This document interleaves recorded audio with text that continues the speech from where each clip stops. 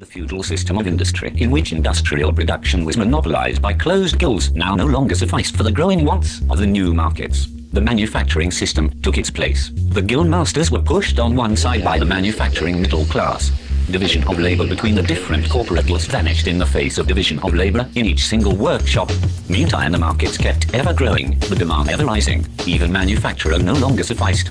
Thereupon, steam and machinery revolutionized industrial production. The place of manufacture was taken by the giant, modern industry. The place of the industrial middle class by industrial millionaires, the leaders of the whole industrial armies, the modern bourgeois. Modern industry has established the world market for which the discovery of America paved the way.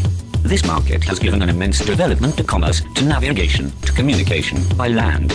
This development has, in its turn, reacted on the extension of industry. And in proportion as industry, commerce, navigation, railways extended, in the same proportion the bourgeoisie developed, increased its capital, and pushed into the background every class handed down from the Middle Ages. We see, therefore, how the modern bourgeoisie is itself the product of the long course of development, of a series of revolutions in the mode of production and of exchange. Each step in the development of the bourgeoisie was accompanied by a corresponding political advance of that class. An oppressed class under the sway of the feudal nobility, an armed and self-governing association in the medieval commune 4. Here independent of a republic, as in Italy and Germany. Their taxable third estate of the monarchy, as in France. Afterwards, in the period of manufacturing, proper, serving either the semi-feudal or the absolute monarchy as a counterpoise against the nobility, and, in fact, cornerstone of the great monarchies in general, the bourgeoisie has at last, since the establishment of modern industry and of the world market, conquered for itself, in the modern representative state, exclusive political sway. The executive of the modern state is but a committee for managing the common affair of the whole bourgeoisie. The bourgeoisie, historically, has played a most revolutionary part. The bourgeoisie, wherever it has got the upper hand, has put an end to all feudal, patriarchal, idyllic relations. It has pitilessly torn asunder the motley feudal ties that bound man to his natural superiors, and has left remaining no other nexus between man and man that can make itself interest than callous cash payment. It has drowned the most heavenly ecstasies of religious fervor, of chivalrous enthusiasm, of Philistine sentimentalism, in the icy water of egotistical calculation. It has resolved personal worth into exchange value, and in place of the numberless indefeasible chartered freedoms, has set up that single, unconscionable freedom, free trade. In one word, for exploitation, veiled by religious and political illusions, it has substituted naked, shameless, direct, brutal exploitation. The bourgeoisie has stripped of its halo every occupation hitherto honored and looked up to with reverent awe. It has converted the physician, the lawyer, the priest, the poet, the man of science into its paid wage laborers. The bourgeoisie has torn away from the family its sentimental veil, and has reduced the family relation to a mere money relation.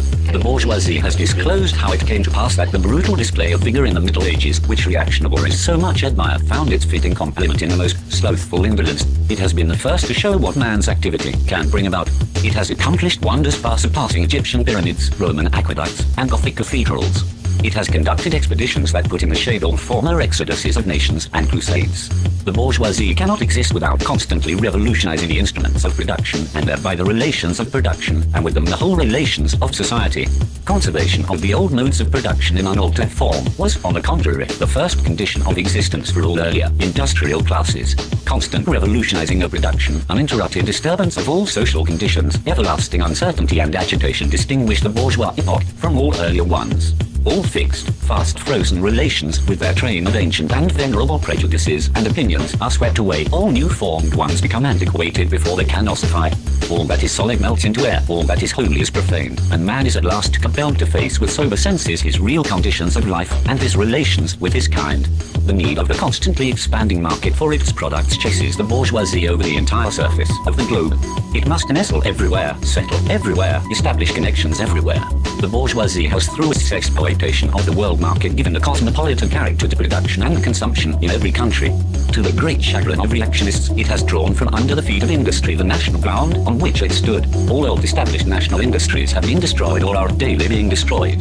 They are dislodged by new industries, whose introduction becomes a life and death question for all civilized nations, by industries that no longer work up indigenous raw material, but raw material drawn from the remotest zones.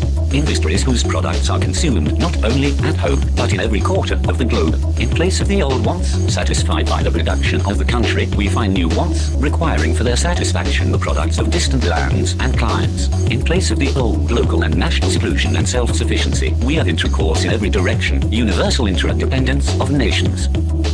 and as in material, so also in intellectual production. The intellectual creations of individual nations become common property. National one-sidedness and narrow-mindedness become more and more impossible, and from the numerous national and local literatures, there arises a world literature. The bourgeoisie, by the rapid improvement of all instruments of production, by the immensely facilitated means of communication, draws all, even the most barbarian nations, into civilization. The cheap prices of commodities are the heavy artillery with which it batters down all Chinese wall, with which it forces the barbarians' intensely obstinate hatred of foreigners to capitulate. It compels all nations, on pain of extinction, to adopt the bourgeois mode of production. It compels them to introduce what it calls civilization into their midst, i.e. to become bourgeois themselves.